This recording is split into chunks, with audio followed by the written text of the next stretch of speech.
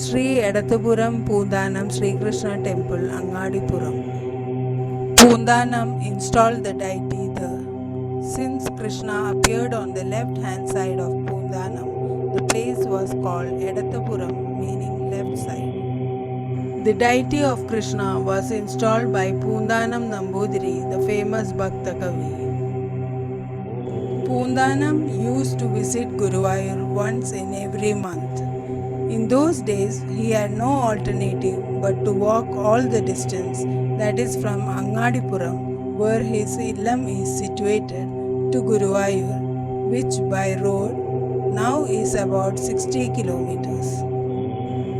As he grew old, it became more and more difficult for him to walk the distance.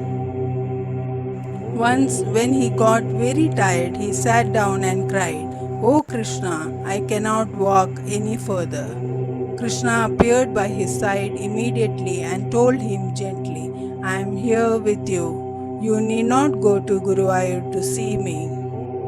Once, when he got very tired, he sat down and cried, "O Krishna, I cannot walk any further." Krishna appeared by his side immediately and told him gently, "I am here with you.